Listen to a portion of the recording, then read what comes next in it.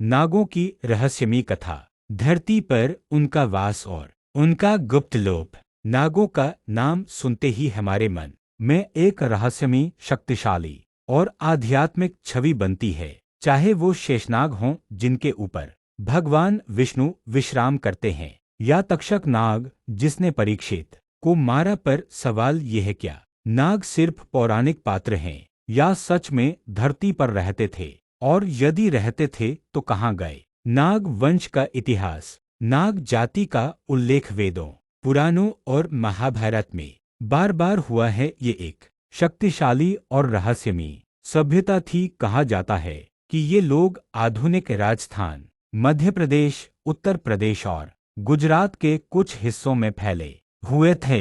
नाग वंश के प्रसिद्ध राजा तक्षक, वासुकी, शंखचूड़, अनंत कर्कोटक इनकी राजधानी मानी जाती थी। नागपुर, नागौर, मानसा और पाटलिपुत्र। नागों को सर्पों के वंशज कहा गया, लेकिन कई विद्वान मानते हैं कि ये एक विशेष मानव जाति थी जिनका सिर पर हुड जैसा मुकुट होता था और जो विषैली औषधियों और तंत्र विद्या में पारंगत थे। नागों का भूमिगत साम्राज्य। पाताल लोक। कहा जाता है कि नागों का एक बड़ा भाग अब पाताल लोक में वास करता है। पाताल लोक को गुप्त भूमिगत राज्य कहा गया है, जो 7 स्तरों में विभाजित है: अतल, वितल, सुतल, रसातल, तलातल, महातल और पाताल। पुराणों में वर्णन है कि भगवान विष्णु ने जब वामन अवतार लेकर राजा बलि को पाताल भेजा, तब वहां नागों का विशाल साम्राज्य पहले से ही विद्यमान था। नागों का अंत। पृथ्वी से लोप कैसे हुए। जनमानस का डर और यज्ञ। राजा जन्मेजय ने अपने पिता परीक्षित की मृत्यु के प्रतिशोध में सर्पसत्र यज्ञ किया, जिससे हजारों नाग जलकर भस्म हो गए। मानवों से संघर्ष। जैसे जैसे आर्य सभ्यता बढ़ी, नाग जातियों को पिछड़ा और भयावह समझा जाने लगा। वे या तो मारे गए या गुप्त स्थानों में चले गए।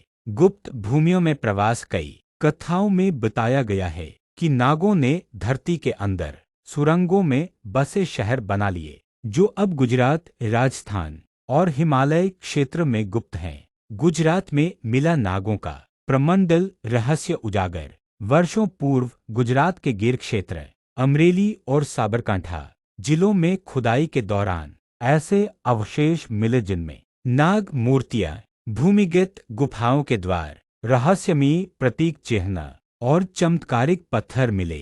पुरातत्वविदों ने इसे नाग प्रमंडल कहा। संभवतः नागों का एक भूमिगत घर। ये क्षेत्र गिर वन क्षेत्र से जुड़ा है, जहां आदिवासी आज भी नागों की पूजा करते हैं और मानते हैं कि वो आज भी गुफाओं में जीवित हैं। नागों की ऊर्जा आज भी है विद्यमान। आज भी नाग पंचमी के दिन नाग देवता की पूजा होती है। नागों से जुड़ी कुंडलिनी शक्ति, नाग साधना और तंत्र परंपरा आज भी योग साधकों में जीवित है। शिवलिंग पर नाग और शिव के गले में वासुकी, ये सभी प्रतीक हैं कि नागों की शक्ति आज भी हमारे साथ है।